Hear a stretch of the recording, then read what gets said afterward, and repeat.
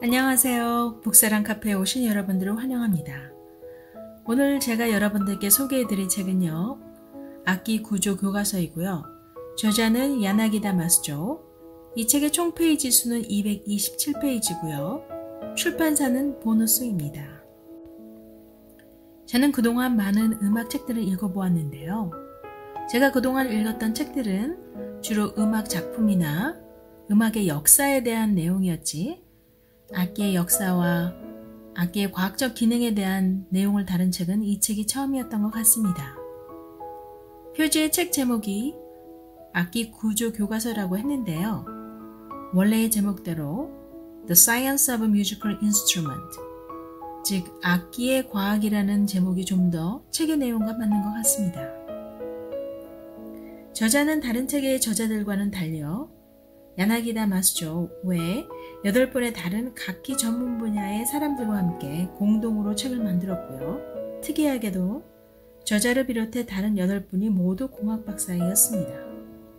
그분들의 전공과 같이 주로 악기의 메커니즘과 과학적인 면을 책에서 주로 다루었습니다.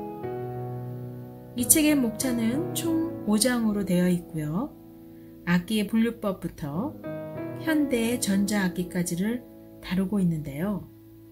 저는 여러분들께 그중 2가지 대표적인 악기, 피아노와 바이올린에 대해서 이야기하고자 합니다. 피아노의 탄생은 17세기 말부터 18세기 초 이탈리아 피렌체에서 시작됐는데요. 당시 메디치가에 고용되었던 건반악기 제작자 바르톨로메오 크리스토폴리에 의해 피아노가 만들어졌습니다. 소리의 강약 표현이 어려운 챔발로의 약점을 보완코자 해머로 현을 때려 소리나는 구조로 만들었고요. 그것이 피아노의 발명으로 이어졌습니다. 당시 원래 이름은 크라비 챔발로 코어 피아노 에 포르테, 참 긴 이름인데요. 이 이름의 뜻은 작게도 크게도 소리낼 수 있는 챔발로라는 뜻이었습니다. 작가 시피오네 마피는요. 크리스토폴리의 피아노 발명을 논문으로 소개하고요. 유럽에 널리 전파하는 데 힘을 썼습니다. 그때 당시 성행한 바로크 음악은 소리의 강약과 음색의 대비를 중요하게 여겼는데요. 피아노는 그러한 부분을 감안해 만든 악기였죠. 지금 현재 전 세계에 크리스토폴리가 만든 피아노가 3대 남아있고요. 그중 2대는 건반이 49개의 건반, 다른 하나는 54개의 건반으로 되어 있습니다. 여기서 잠깐 현재 피아노 건반수가 총 88개인지는 알고 계시죠? 지금 우리들이 치는 피아노의 건반수보다 훨씬 적은 수였고요. 음을 표현할 수 있는 영역이 적었습니다. 피아노는 그 어떤 악기보다도 친숙한 악기로요. 요한 세바스찬 박, 볼프강 아마데우스 모차르트의 클래식 음악으로부터요. 재즈와 영화 음악에 이르기까지 오늘날 피아노는 없어서 안 될 악기로 자리 잡았습니다. 피아노 이전에는 챔발로가 널리 사용됐는데요. 다른 건반 악기로는요. 피아노나 챔발로보다 소리가 훨씬 작은 클라비코드가 있었다고 하고요. 또한 현을 두들겨 소리내는 악기로는 돌시머가 있었다고 합니다. 피아노를 위한 곡이 처음으로 나온 것은요. 크리스토폴리가 사망한 이듬해 해인 1732년에 나왔고요.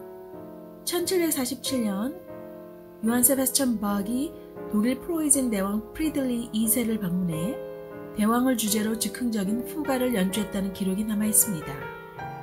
이때 바흐는요. 독일의 저명한 건반악기 제작자였던 코트프리 질버만이 제작한 피아노로 이 곡을 연주했고요. 질버만은 크리스토폴리의 피아노를 연구해서 더 나은 피아노를 제작했고요. 국왕 프리들리 2세는 그의 피아노가 마음에 들어 대량으로 주문했다고 합니다. 1700년에 피아노가 발명된 이후 작곡가 하이든, 볼프강 아마데우스 모차르트, 베토벤의 시대로 이어졌습니다. 그 사이에 피아노는 빈, 파리스, 런던 등 유럽 각지에서 제작돼 저마다의 개성을 발휘하며 변화했죠. 베토벤은 여러 피아노 제작자로부터 피아노를 협찬받았는데요. 그중 브라우드에서 받은 피아노는요. 베토벤이 죽은 후 판매되었고요. 이후 프란츠 리스트에게 넘어갔죠. 리스트도 평생에 걸쳐서 피아노의 변천사를 경험했는데요. 리스트는 1880년경에 제작된 베를린의 칼 베이스타인의 피아노를 갖고 있었는데요. 이 피아노는 현재 피아노에 가까웠다고 하고요. 건반도 88개의 건반이었다고 합니다. 이 무렵부터 피아노의 제조 기술이 눈부시게 발전했고요. 그동안 주로 장인이 만들었던 피아노는 미국을 중심으로 대부분 공장에서 만들어지기 시작했다고 합니다. 현재 피아노의 모델은 1900년경에 완성된 것이라고 하네요. 잠시 피아노의 변천사를 살펴보았는데요.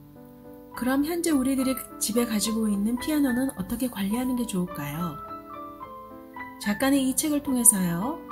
피아노의 상태는 평소 연주 방식에도 관계가 있지만 더욱 중요한 것은 환경이라고 하는데요. 특별히 온도와 습도의 변화는 피아노에 매우 안 좋은 영향을 미친다고 합니다. 그래서 직사광선이나 에어컨 바람이 직접 닿는 환경에 피아노 설치 장소로 잡는 것이 좋지 않다고 하네요. 피아노는 시간이 흐르면서 음의 높이가 떨어지므로 피아노 상태도 진단받을 겸 정기적으로 조율사를 불러 관리하는 것이 가장 바람직하다고 합니다. 바이올린은 약 500년 전 이탈리아에서 탄생했다고 하는데요.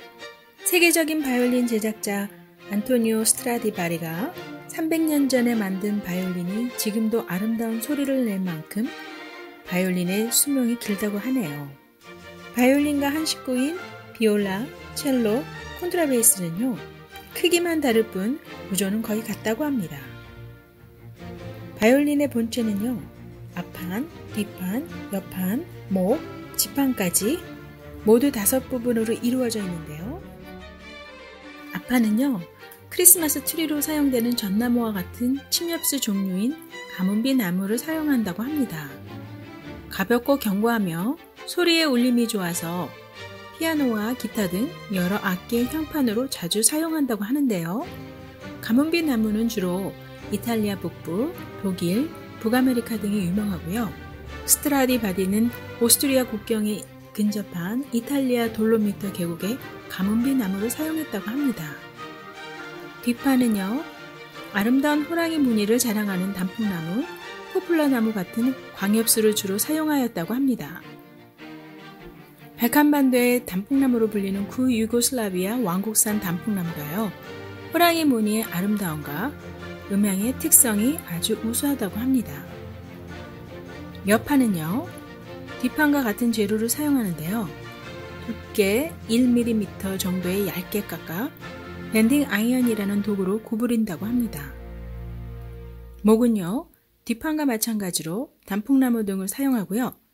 지판은 가볍고 내구성이 뛰어난 흑단나무를 사용한다고 합니다. 스트라디바리 시대의 바이올린은요. 요즘 바이올린에 비해 목과 지판이 짧고 목은 몸통에 수평으로 접합되어 있다고 합니다. 또한 몸통의 내부의 베이스바는요. 요즘 바이올린보다 짧고 가늘었는데요. 당시 바이올린은 귀족들의 파티에서 주로 연주되었기에 큰 음량은 필요 없었다고 합니다. 음악이 점점 대중적인 인기를 얻어 대규모 홀에서 연주되면서 큰 음량이 필요하기 시작했고요. 바이올린의 혀는 양의 창자를 말려서 꼬아 만든 커트현을 뜻했는데요. 더 큰 음량과 풍부한 저음을 내는 바이올린이 필요해 여러 가닥의 커트현을 밧줄 모양으로 꼬은 것이라고 해요. 순수 커트현에 가는 금속으로 감은 것이 사용됐다고 합니다. 20세기에 들어와 합성 섬유와 금속 가공의 기술의 발달로요. 금속 전선에 금속을 감은 현, 스틸현과 합성 섬유 나이론에 금속을 감은 현, 나이론 현이 개발되었습니다. 저렴하고 성능도 좋고 내구성까지 훌륭한 현이 대량으로 생산되어서요. 바이올린 보급에 박차를 가했다고 합니다. 그러나 커트현의 옛 그대로의 자연스러운 음색도 아직도 지지를 얻고 있는데요. 특히 바로크 음악을 연주할 때 당시의 음색을 온전히 표현하기 위해서는 순수 커트현을 사용하는 것이 바로크 바이올린의 당시의 울림을 재현한다고 합니다. 좋은 바이올린 연주를 위해 바이올린만큼 활도 중요하다고 하는데요. 페르난 부크는 남미산 콩과의 목재로요. 단단하고 무게가 적당하며 탄력이 좋아서 오랫동안 활의 재료로 사용되었다고 합니다. 나무의 단면적을 가로 세로 약 2cm 길이로 깎아서 활의 모양으로 가늘게 만든 다음 열을 가해 구부려 완성한다고 합니다. 활은 백마의 말총을 200가닥 묶어서 내다는데요. 이때 접착제를 쓰지 않고요. 나무 쐐기로 고정시킨다고 합니다. 털의 장력은 활틀거리에 나사를 조여 조정하고요. 스트라디바리 시대의 활은 지금과 다른 형태인 역커브였습니다. 그런데 1700년대 후반 바이올린 연주의 기술이 발달되면서 털의 장력을 더욱 강화하고 활의 중심을 낮추어 현대식 활의 원형 모던 보호라고 부르는 활로 개발되어졌습니다. 모던 보호가 개발된 후 바이올린의 연주 기술이 눈부시게 발달했고요. 여러 작곡가들이 수많은 바이올린 명곡을 만들기 시작했습니다. 또한 새로운 활에 소나무에 송진을 바르지 않고서는요, 바이올린 소리를 낼 수 없다고 하는데요. 송진은 활털과 현의 마찰력을 높이는데요.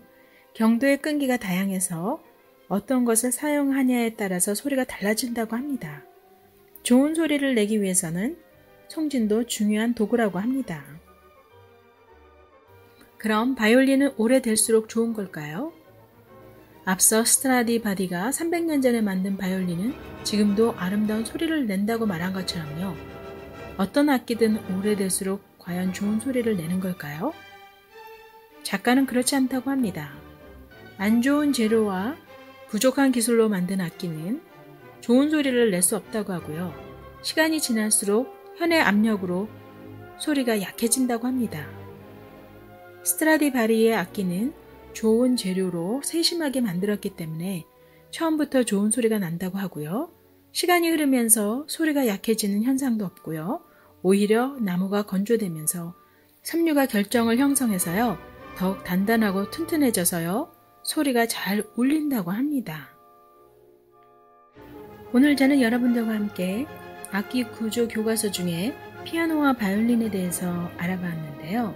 이 책의 내용은요, 제가 간단히 정리한 것보다는 좀 더 악기들의 특징과 구조를 과학적으로 이야기하고 있으니 관심이 있으신 분들은 책을 구입해서 읽어보시길 바랍니다. 그럼 다음 영상에서 뵐 때까지 안녕히 계세요.